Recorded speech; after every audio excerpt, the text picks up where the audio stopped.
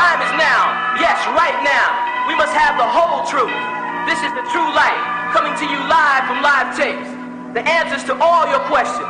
We don't need false prophets. We don't need misinformed teachers that don't know how to teach. We don't need leaders that don't know how to lead. That's right, he's here right now with us on earth, incarnated in human form, with the total truth. You have to hear it to believe it.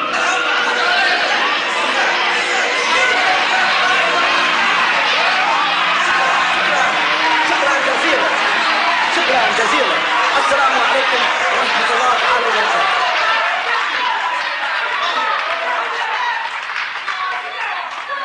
نشهد أن لا إله إلا الله وحده لا شريك له الحمد لله رب العالمين الحمد لله الوالي الكريم وصلى الله على أنبياء أجمعين والمسيح والمهدي والمجدد لمن مرسلين. Are we not the bearers of witness that nothing would exist if Allah didn't create it, and that He is alone and has no partners, and that all gratitude is for Allah subhanahu wa ta'ala, the sustainer of all the boundless universes.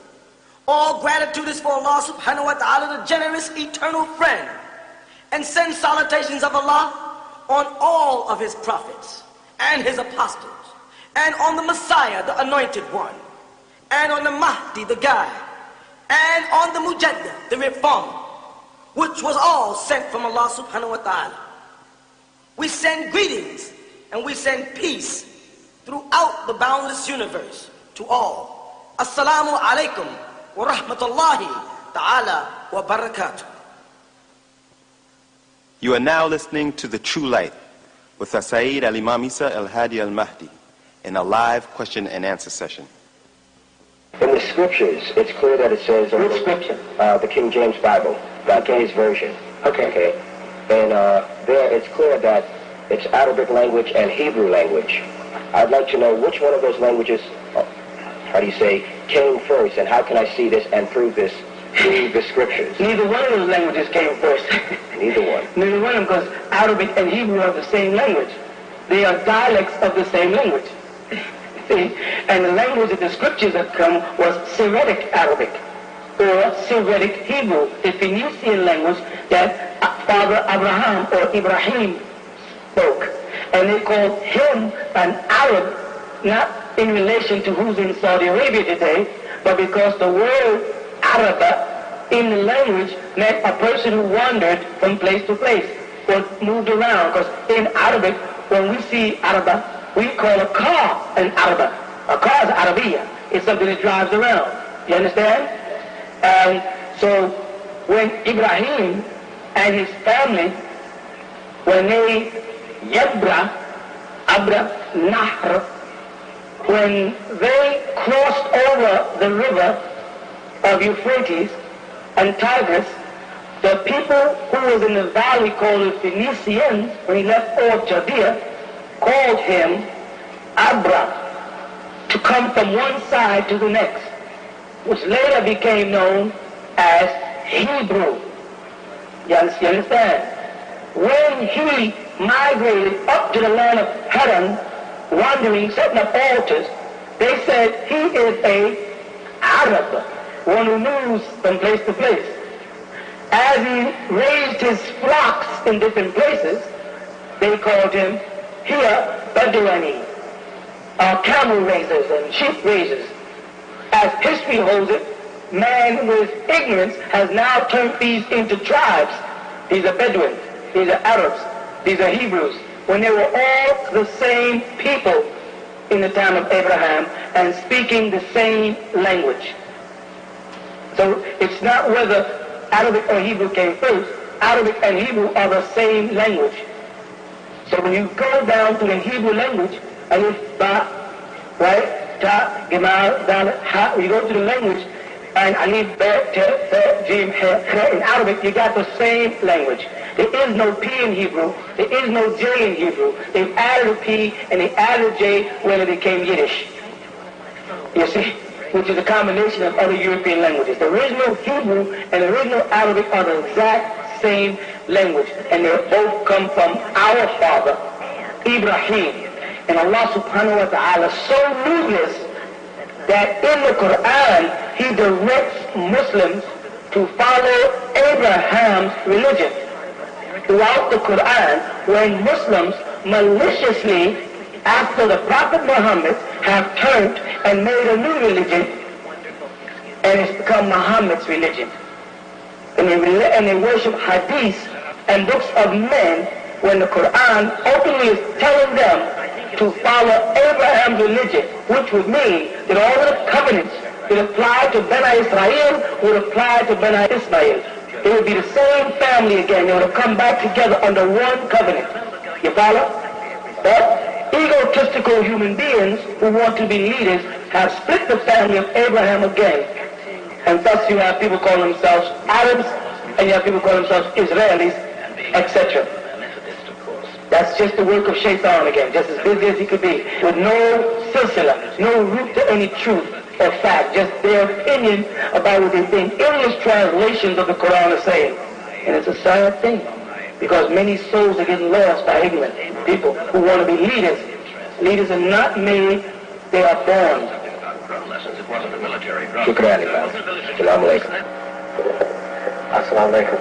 I was wondering if you can show me all the quotes in the Bible where where the Creator introduced other prophets as his only sons. Go to Psalms 2. Okay. This is talking to David. You know David, the father of Solomon, yes, who received the Psalms? Make note of what he says.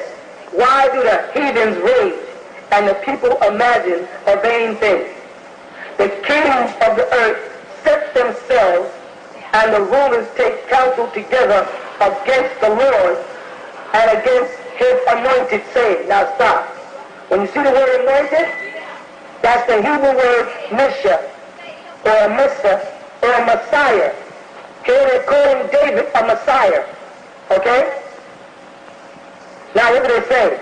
Let us break their bond asunder and cast away their cords from us.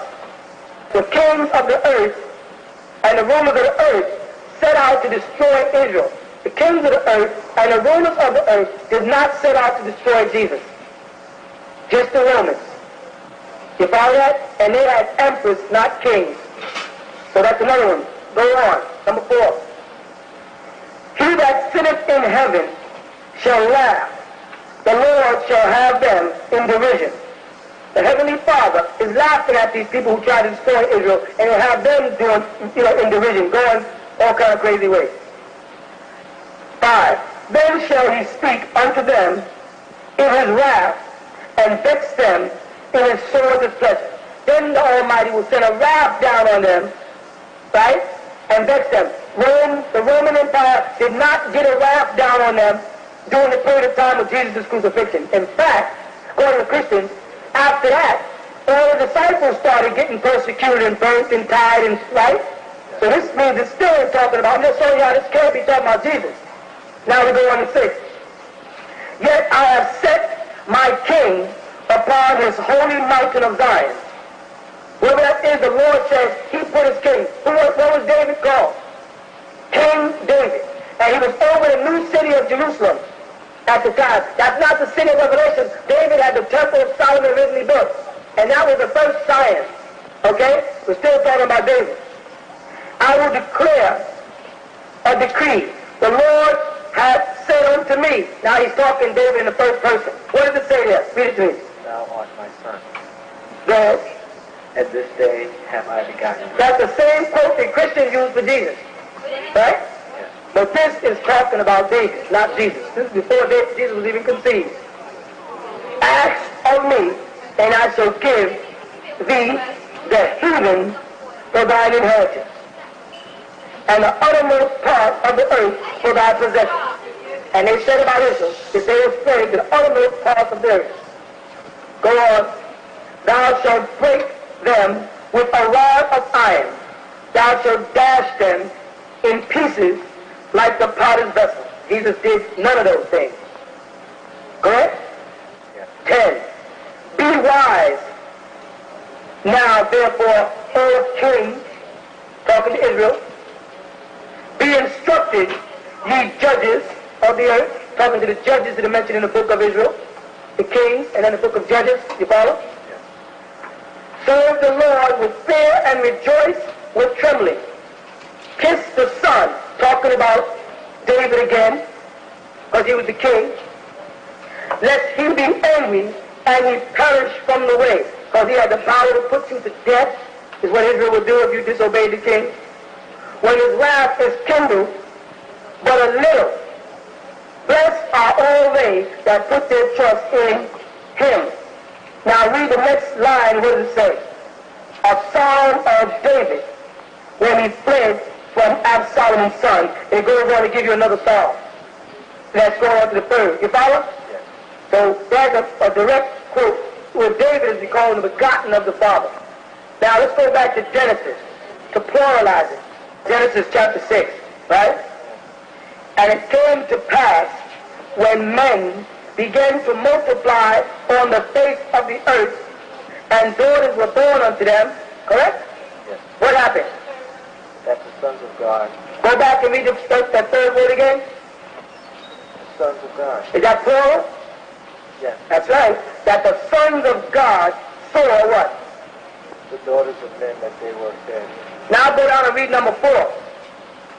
There were giants in the earth in those days, and also after that, when the sons of God came unto the daughters of men. Now here the Bible again is saying God has more than one son. Correct? Yes. We can go on to the lindacy of Jesus according to the Bible in the book of Luke, and we're going to get where they call Adam the son of God. Luke chapter 3 verse 38. You got it? Give it time. Now, if you would have read all before this, it starts giving you the son of this, who's the son of this, who's the son of that, who's the son of this, right?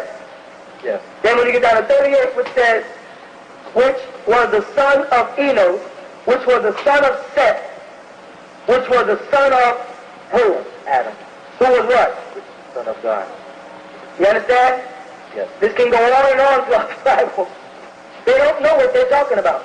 They've made this up. Now, if people want to understand what they mean that Jesus is the Son of God, then they should ask. Because it has a lot to do with the languages of the Scriptures. You follow? Yes. And when they translate into English, they only have one word for son. And you all use it so many different ways. You have S-U-N, of course, which is the genetic, it's not the genetic son, but S-O-N is used so much out of context. Now, a boy who's adopted by a man is called his what? Son. And a boy who's conceived by a man is called his. Son. But in Hebrew, in the Semitic languages, it's not the same word. See, when a boy is conceived by someone, he's called walid. Wa-la-da. Okay? But when he is adopted, he's called ibn. Or ibnu, son of. And whenever they speak about Jesus or anybody in the Bible other than the angels, they use ibn Allah, the son of by adoption. When they speak of the angels, they use awlad sometimes because they were conceived out of Allah's life. You see? That's the trick. In the language, a minor language translation problem is where they got all this confusion. Was Jesus the Son of God? Yes. But just like everybody else is the sons and daughters of God. What did Jesus say in Matthew? When the first line of the Lord's Prayer is what? Our Father. He did not say, my Father. Now, if Jesus was God, tell me what the second line says. Our Father what? Who art in... I thought Jesus was God on earth. Jesus just made a statement that the Father was in heaven, and he's the one talking. Pray ye after this manner. Our Father, including himself, who art in heaven. Now they say, you get married in the name of Jesus Christ and do this in the name of Jesus Christ. Jesus says, hallowed be thy name, your name. The Jehovah's Witnesses say that Jesus has a kingdom. Jesus said, thy kingdom come. Jesus said you must do the will of him. According to Christians, Jesus says, thy will be done on earth as it is in heaven. Now that man who's talking there is not the father of the religion they're calling Christianity. Because that first couple of lines right there contradict the whole Christian faith. Our Father eliminates him being a personal son, who art in heaven, eliminates the fact that Christians say that God was inside Jesus on earth. Holy is thy name, eliminates the fact that Jesus' name is special. Thy kingdom come, eliminates the fact that Jesus had a kingdom. Thy will be done, eliminates the fact that we should obey anybody but the Heavenly Father, on earth as it is in heaven. And all of this was in future tense. Didn't even happen yet. These people lied. The Romans, who were men worshippers and worshipped a god called Zeus, they put that I as Zeus and created the word Jesus. And have people thinking that they're worshiping the Messiah or the Father through the Messiah, and they have them worshiping the Roman god Zeus. Assalamu alaikum. I was wondering, during the khutbah and so forth, we have your minbar, and what is the essence of standing up and sitting down while you're reading the khutbah? You're towards the congregation and you're asking questions, or actually you're reading your khutbah. I want to know what was the essence of standing up and sitting down. Most of the imam or a'imah, which is plural, or the shayukh, which is plural for sheikhs, were elder men. By the time they got to the position where they were allowed to lead a whole jama'ah, they were older men. And the khutbah were broken up into two parts. One was usually community affairs, because that's the only time in Islamic societies where everybody gathered together. And second dealt with Quran and Sunnah. So what he would do to break the two parts up and to rest, because they would get up and yell and scream after the example of Rasulullah preaching, they would sit down as a resting point. And the reason why they would stand up is to be over the congregation, because the original member, and this is interesting, the reason why a masjid is constructed the way it is, believe it or not, is the dome of a masjid, the round part, was like an observatory, because in Israel they had contact with extraterrestrials, which they were calling angels, that would descend in a whirlwind of light, which were ships.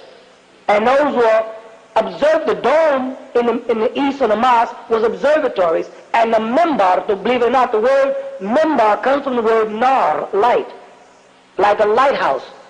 That was a way that would be lit up, and that was a way to channel in where people would come in, extraterrestrials. That's what it symbolized, like a lighthouse.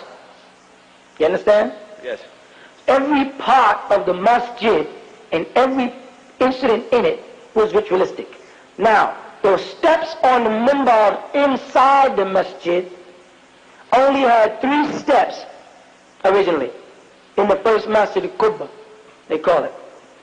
And it had a step for youth, for adolescent, and old age.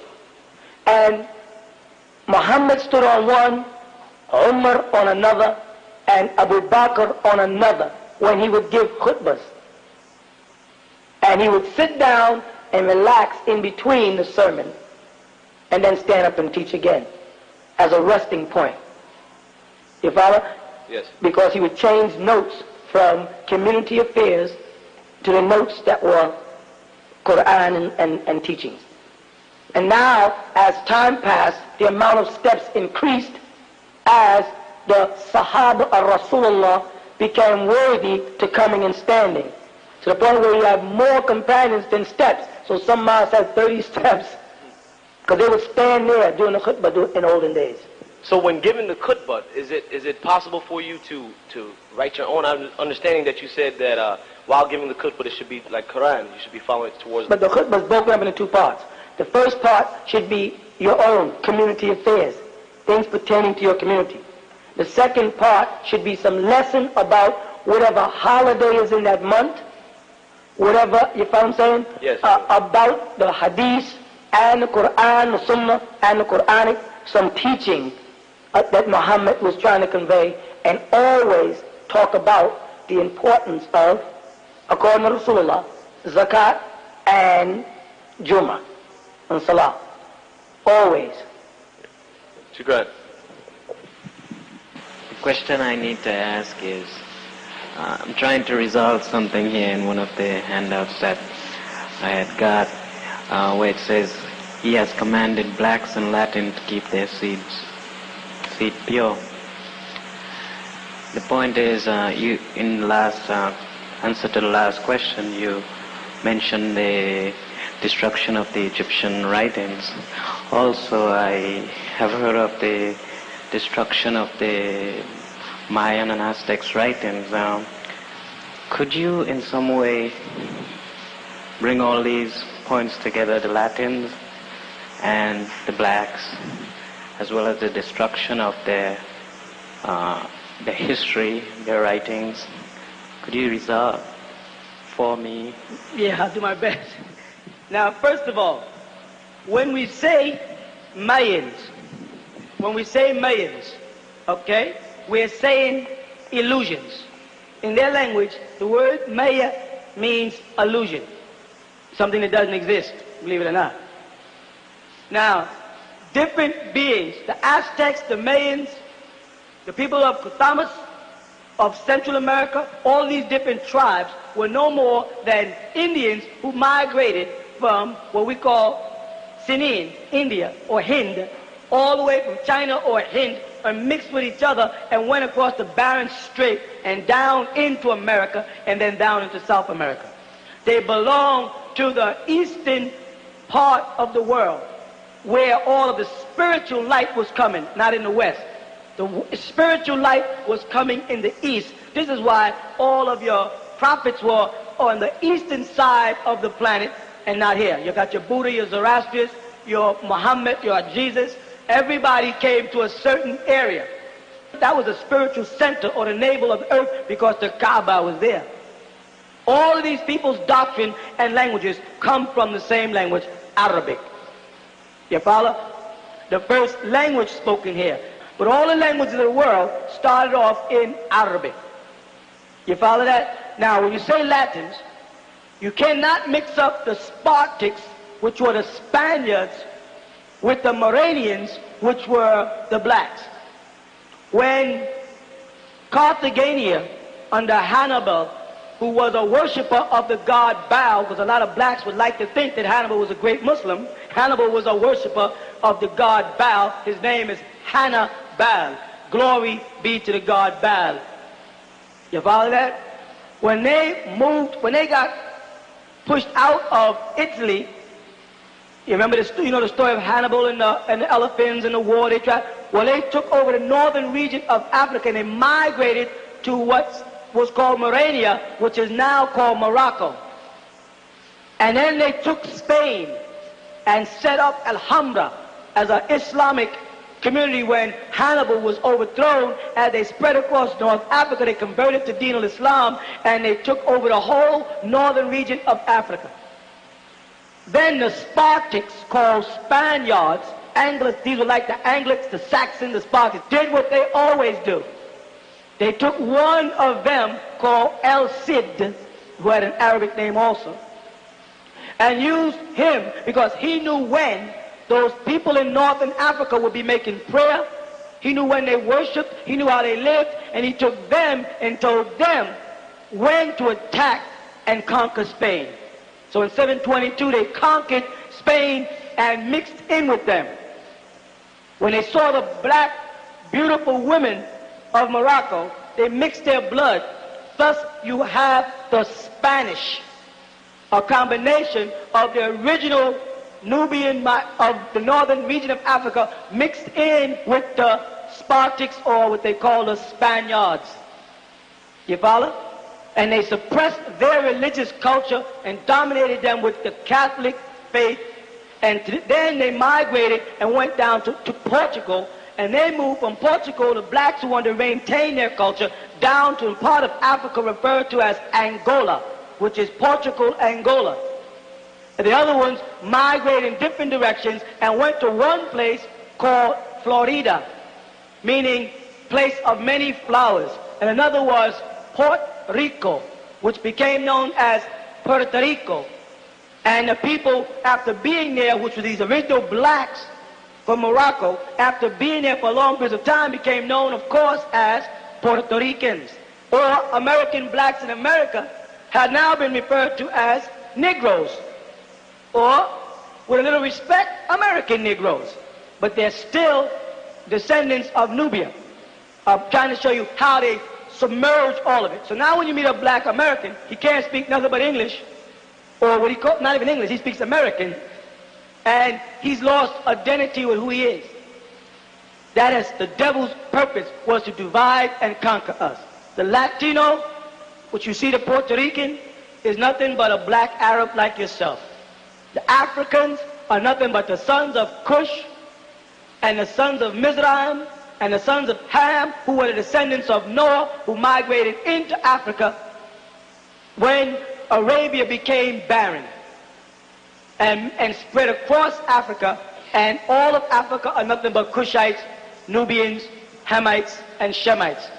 So there is no difference between a person from Malaysia, Mauritius, certain parts of India, all through parts of Arabia, all up into Africa, and straight on over to Morocco, which would include at times portions of the tips of Italy, as well as Spain. All of those people would be original black people whose seeds have been poisoned by the devil, who maliciously set out to do that so he can distract us from our evolution back to divinity. We are evoluting back towards being more mental and physical, and he has to detour that by any means possible. Okay? So basically what the question is that Aztecs, the Mayans, and all those were all the same people. If you really check, you see the structures of the pyramids that they built are the same. Their mathematical codes are the same. And when you look at the languages, all you see is an alteration in the alphabet, but the grammatical structure and the phonetics stay the same. If you say like the word Aztec, you see the word Aztec, that's the same, that's a phonetic in Arabic. That Aztec is an Arabic tone, or Hebrew, or Phoenician, or Aramic. The tones give it away. You don't hear the tones that are in the Semitic languages. When a person starts speaking in Spanish, you can hear the tones in the language. When they say aquí, which means here, it means brother in Arabic, aquí. You follow? And they say Muslim, Mursalin, they'll use Muslim, they say Mursalino or Muslimun, it's the same word. So in Latin, they're using the Latin people are being split up by places the same way a lot of Africans are being told they're Nigerians because they're in a place called Nigeria, or they're Ghanaians because they're in a place called Ghanaian, or they're Sudanese because they're in a place called Sudan, or you're Puerto Rican because you're from a place called Puerto Rican, or you're Cuban because you're in a place from Cuba, or you're Jamaican because you're from a place called Jamaica, and that's the biggest game the devil got. And the moment you open your mouth and he has an accent, then he wants to know what your nationality is. Merely meaning, what nation is yours? Because most people associate nationality with their genes, and it has nothing to do with your genes. When I say, what is your nationality, I really mean, what nation do you reside in? And if you say, well, I'm from France, they say, oh, black Frenchman. How interesting. Next thing they ask you, can you speak French? Of course, I was born in France, I should speak French. Oh, that's very interesting.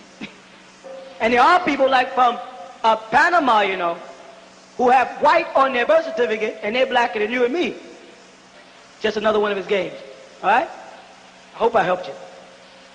In one of your pamphlets that I've been reading, you mentioned that Jesus was not crucified.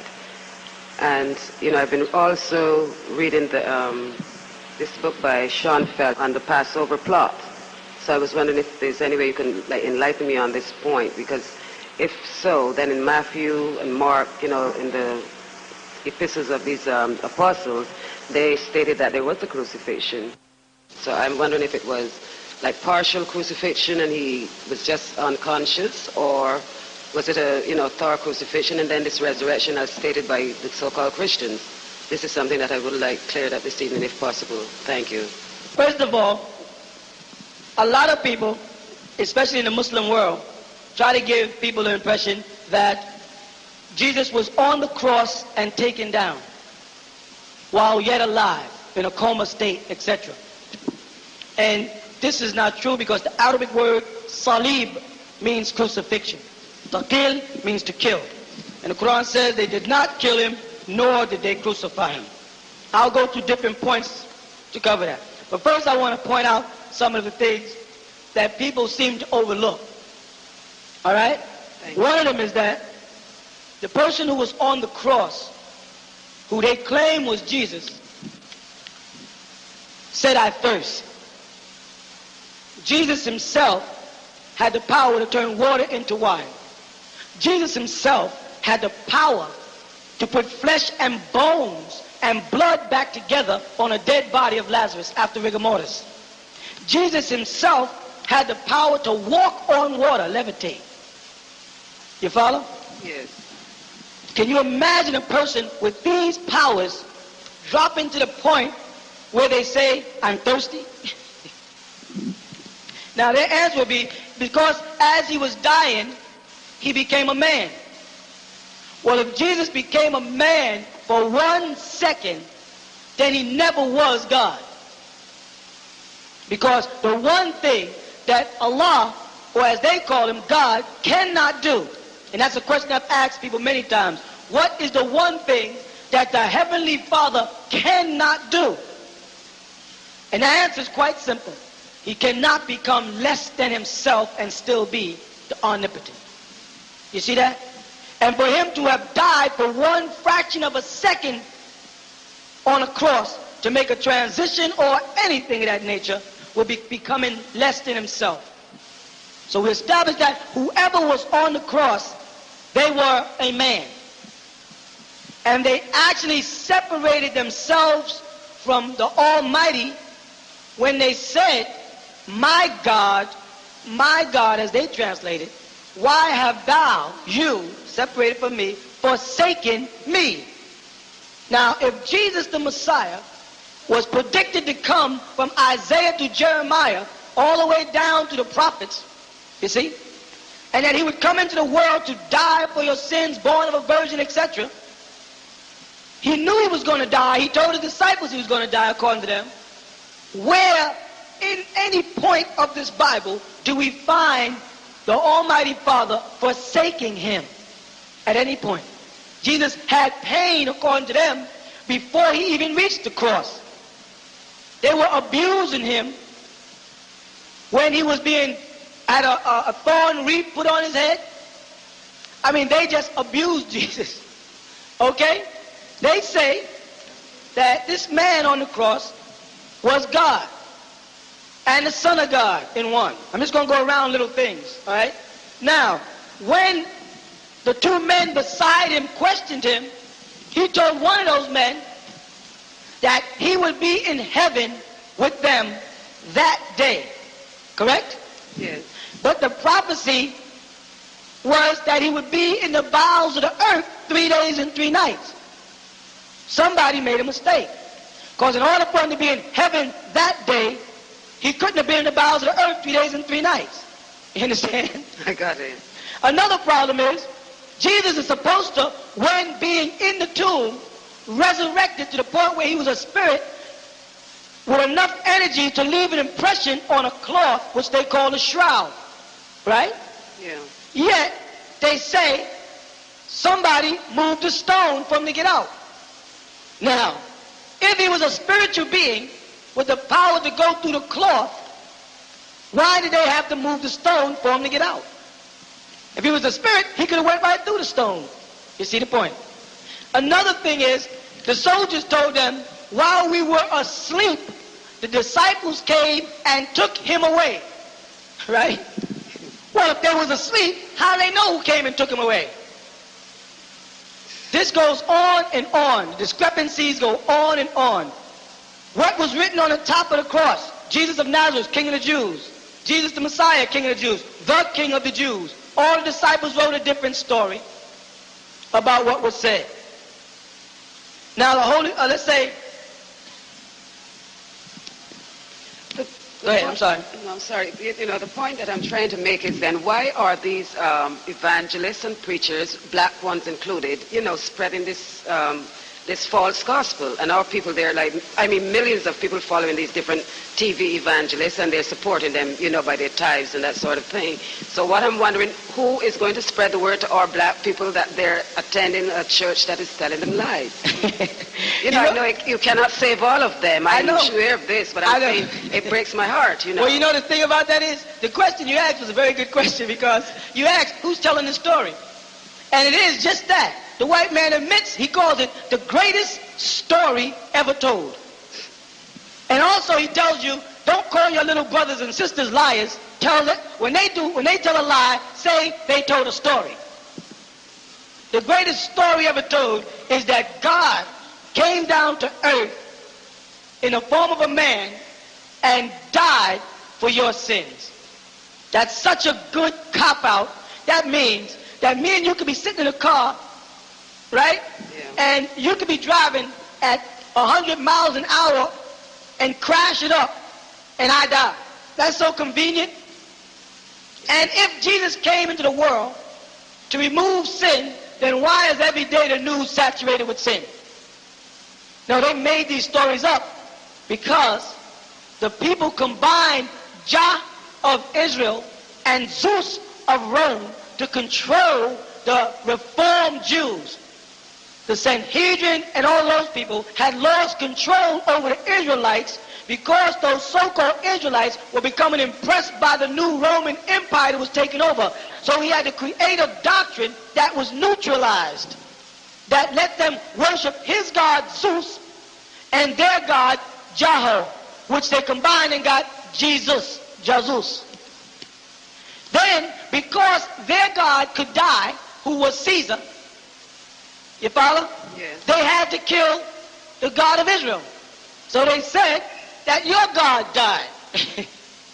So Jah, under the name Jesus, died, and Zeus, under the Caesars, died. So it makes the gods, you know, of Rome and Israel the same, when Jesus purposely told them to not mix the seed of the Roman doctrine with that of God. Render unto Caesar what is Caesar's, and unto the Lord what is the Lord's.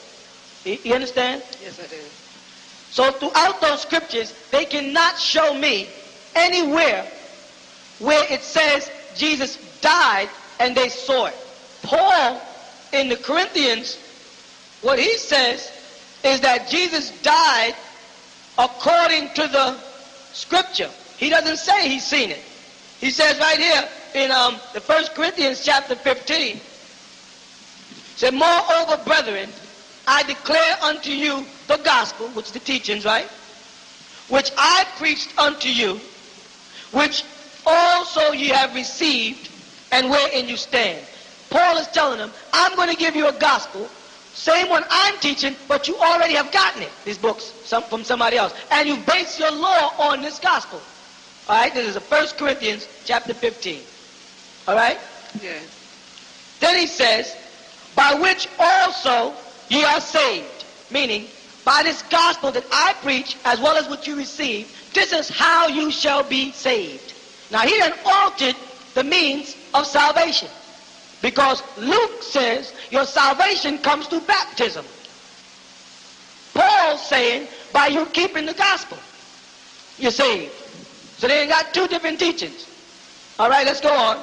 So the point that you're making is that after Jesus, I would say, left and was into some other ministry or something like this, Paul and the other apostles, you constantly in your pamphlets refer to Paul as the self-appointed apostle. So you're saying that he started a new doctrine. Exactly. Paul fabricated his own teachings. I see. And none of his teachings complied to that which Jesus taught. So I find then it's compatible then that these false prophets in the churches then usually refer to Paul more than they do to Jesus. All the time.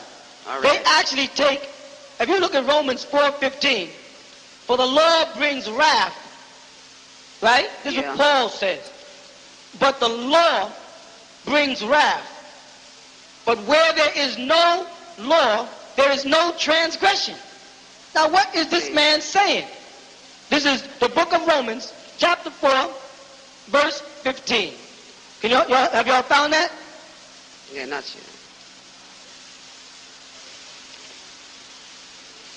I haven't found it yet, but I'm listening. Okay? So what he's going against is Jesus' teachings when he says in St. John's that the law came by Moses and grace and truth came through Jesus Christ. Correct? Yeah. And that they should obey the law. Not one jot nor tittle shall be removed from the law. This is Jesus' teachings. We follow the law of Moses, he kept saying. Now Paul comes along in his own book, the book of Romans, and refutes that by saying what? You got it? This chapter 5, you? Chapter 4 of Romans, verse 15. Okay, wait, Dave. It says here, because the law worketh wrath, for where no law is, there is no transgression. So he's telling people here that the law is what's going to bring the wrath on you. So if you people don't have no laws, you ain't got to worry about transgressing against them. And Jesus is saying something different. Jesus is saying, obey the law or you're going to hell. He's not giving them an alternative of eliminating the law. You see what Paul just did? And then if you read it, you find out Paul also eliminated the circumcision. He eliminated the baptism. He changed all these laws. And that's why Christians now, whenever you talk to a Christian preacher, he don't quote Jesus. He quotes Paul. Well, this is what this is one of the things that turned me out of the church, because I am a thinking person, and I usually come home and check whatever they say. I don't take the word for granted. I'm even checking your words too. And I really want y'all to, because that's what's important. So this had me a little mixed up, because most of them refer to Paul, and what he says is like law. And nobody talks about Jesus that actually brought the revelation, Well, look at this. Turn to Luke 16:17. And let's see what one of the so-called disciples who saw Jesus says. That's what we got to do. Whenever you deal with a preacher, what I do is I try to stay in the scriptures. You know what I'm saying? Yes, so do I. So that they can't play no games with you. And if you got them places, and if you can walk through that scripture, nobody can deceive you. It's only when they get into their philosophical interpretations that everybody gets lost. You see what it says there? This is Luke 16:17. Okay, I'll get it. 16.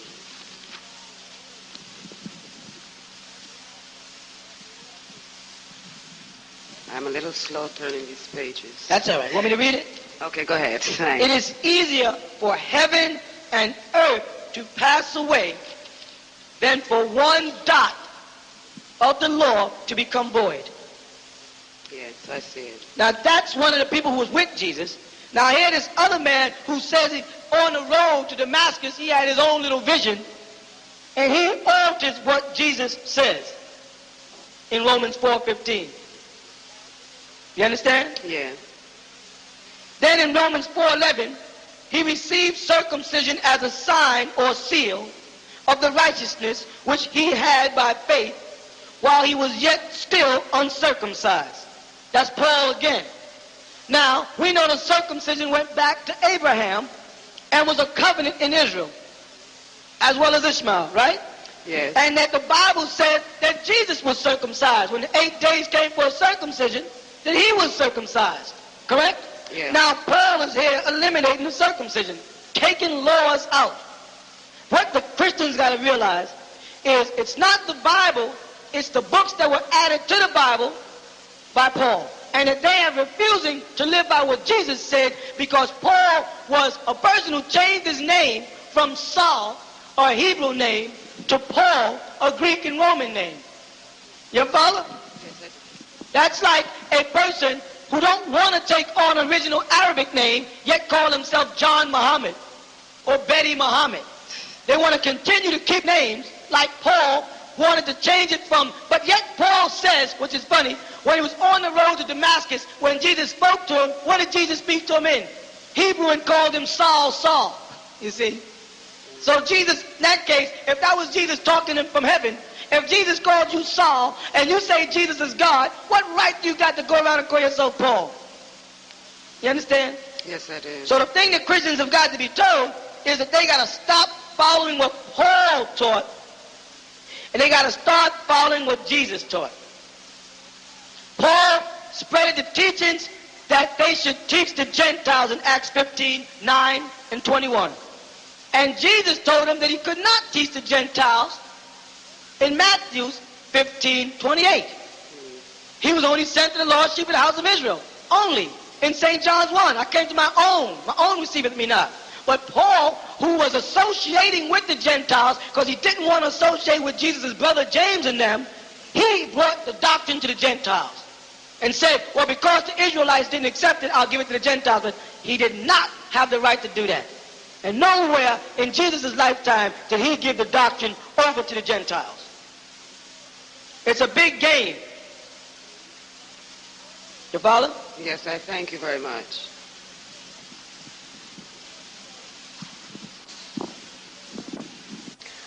I've noticed that a lot of the males in the community have their heads shaved. And I was wondering, like, if a so-called Rasta man were to come to class and decide to move into the community and all that, would this be necessary for him to shave? And I've also noticed that the avatar that comes through you, he has long hair. Does he? That's a question? I mean, I have I've long seen a hair too. picture. My hair is shoulder length. Oh, okay. My hair goes down to my shoulders. I mean, I've seen that illustration too, where your hair is down to your shoulders. Right. I was wondering, why do the men shave their heads? And First, that's a very innocent question. You sound so innocent. First of all, if a Rastafarian came in here and told me about dread, the first thing I'd say is Haile Selassie didn't have them, and neither did Marcus Garvey. So if the root of your congregation didn't have them, you somewhere along the line must have made that up. Okay? Let's establish that. If you go to Jamaica, all right, and you talk to a Rastafarian who identifies Haile Selassie as the Messiah, then tell me why, from the day he visited Jamaica all the way to the time he died, why he never had dreads. And also tell me why Marcus Garvey, who's another root of the Rastafarian faith, how come Marcus Garvey never wore dreads? Marcus Garvey rose a red, black, and green flag, and the Rastafarians have Ethiopian flag. Not to mention Haile Selassie is a dead giveaway because Haile Selassie is not a Hebrew name, it's an Amharic name, which is an Ethiopian name, and if he was from the tribe of Judah, the one thing he would have is a Hebrew name. He wouldn't have an Ethiopian name. And Amharic and Aramaic and Hebrew are not the same roots. Aramaic and Hebrew are the same root, and Amharic comes out of Coptic Christians, of which he was a Coptic Christian himself. All right. Then I would go into the Bible and I would tell them about the story of Solomon, and they're not talking about the most important word that everybody keeps overlooking in this lock thing is the word dread. The Bible does not say that Solomon had dreaded locks. Do you know what the word dread means? beard and things like that? Dreaded, it means grossed out. It means, it definitely, when you see a person, like some of the brothers that I've seen in Jamaica, who were from different reggae bands, their hair was dreadful. That is not what the scripture is talking about when they say locks. Because the Bible forbids a man to moor the corners of his beard or the locks. That means if you put your hand where your temple is, next to your ear, you notice that all the so-called Orthodox Jews have these little curls. Those are their locks. They used to twist those with wax. And you can take your hair, a black person, and not let it just mad like a French poodle, but you can twist it and oil it, and it'll drop the way you see my hair. It'll drop down in locks. You follow that? That is what they're talking about. They're not talking about dreadful looking hair where you just let it just mad like a French poodle. It means twisting it and washing it and keeping it clean. That's what they did in Israel. They oiled it and waxed it. Okay? Now, the reason why people cut is because Rasulullah Muhammad sallallahu alaihi wasallam told Muslims, if you're not going to take care of your hair properly, then cut it off. And there are people who will not take care of it. They'll just look like they got up out of the bed even if it's 6 o'clock in the evening. They just refuse to take care of themselves. So they said, if you're not going to take care of your hair properly, then remove it. But your hair are antennas for electrical impulses.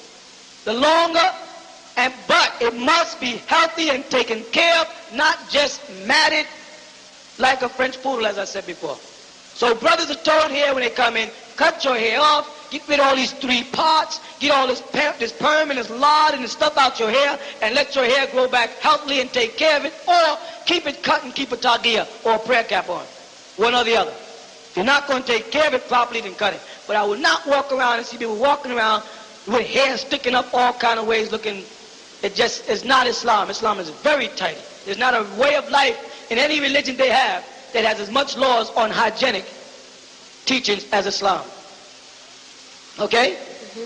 Well, Asr, and the word Asr, which has been translated mostly by the word time and all that, come from the word Asir. Asir, to squeeze something. They call juice in Arabic Asir. Alright? This is saying, by, I swear, the word Ra in the beginning of a sentence in Arabic is called Qasima. And this is when Muhammad was being told by Angel Gabriel, I'm telling you, I'm warning you, I swear, he said, by the time when the soul of man shall be squeezed forth from his body. He's speaking about a period of time. Now, by this, when man gets ready to make that, when that angel comes to snatch that soul of man out of his body, I tell you, based on that time and how near it is, إِنَّ الْإِنسَانَ لَفِي خُسْرٍ. Man, or surely, the man is at a stage or at an age of human existence where he will be overcome by defeat, cast away, he will fail. Based on the stage man is at now, he is going to fail entering the garden if the soul is removed from his body. Alright? But then Allah says, إِنَّ الَّذِينَ آمَنُوا وَعَمِلُوا الصَّالِحَاتِ. Illa except الَّذِينَ, for those who آمَنوا, who are amentu, amana, faithful, وَعَمِلَ, and they work, amala, and they do things, and they work for what? As-salihat, to perfect themselves, to correct it, to patch it up, to fix it, to correct themselves. وَتَوَاصَوْا بِهِ, and they try to turn other people bil-haq, by way of the facts, not just truth. Haq is a fact beyond any doubt. وَتَوَاصَوْا بِالصَّبْرِ, and they teach them with them facts, they have to have patience. Do you understand that? Man is playing games with time. And Allah subhanahu wa ta'ala has given man so much, but you people are persistently, constantly tempting Allah. How long man is going to survive this ultimate temptation is petrifying. He also says in the Holy Quran, the 108th surah, another very short one, Inna a'tainaka kawtar. Inna, surely we, the Na, Allah and His angels, a'tainaka, have given to you, ata, al-kawtar, an abundance of things, utmost of things. You've got more than every other creature in all existence on this planet, you man. Speaking directly to Muhammad, in representation of all human beings. Inna a'tainaka al-kawtar. We have given you more than you need, human beings. Fasalli li rabbika wanhar. So fasalli, so worship, li rabbika, is only for your sustainer, Muhammad. Don't worship anything else. Your job, your school, your future. Fasalli li rabbika wanhar. And sacrifice. You're going to have to perform the same type of sacrifice of Abraham, Muhammad. He asked him to give up his only begotten son. As Job, Muhammad, to give up his whole, Ayub as you call him, to give up his whole family and everything, but hold that faith. As Jesus, to give up his very life. You have to sacrifice, Muhammad. And he's talking to you. Inna a'tainaka al-kawthar fasalli li rabbika wanhar. So worship Allah and sacrifice. Now watch. Inna shani'aka huwa al-abtar. And all those people who speak out against you, Muhammad, and say, oh, you have no offspring or no sons, they will be abatar. They will be cut off. Certainly, inna shani'aka, the bitter or the evil ones who hate you, he will be abatar, cut off. These are two very short sections in the Quran that's talking about how you people are wasting your time with all kind of excuses. Allahu Alam. Allah knows, and He does not accept excuses. اقرأ باسم ربك الذي خلق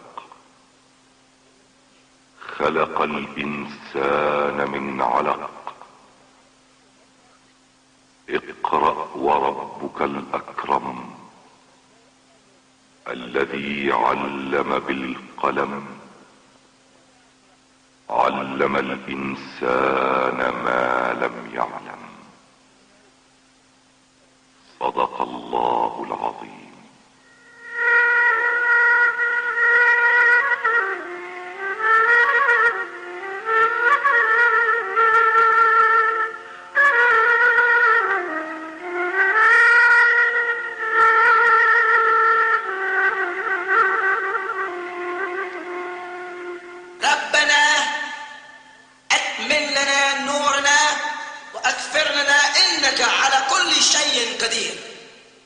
This is from the 66th surah of the Holy Quran, the 8th verse, and reads, O sustainer, complete for us our light, and forgive us, for surely you have the power over all things. You have been listening to the unshakable guidance and teachings of Sayyid al-Imam Isa al-Hadi al-Mahdi, the undisputed man of our times. No one has allowed themselves to be questioned with such a variety of questions, only to fulfill the eager minds of many in search of the truth. Al-Imam Isa is the author of the most dynamic books in history, dealing with the truth, not theory, philosophies, or fairy tales. Just simple truth to all your questions, no matter what topic. How did Jonah survive 3 days and 3 nights in the belly of the whale?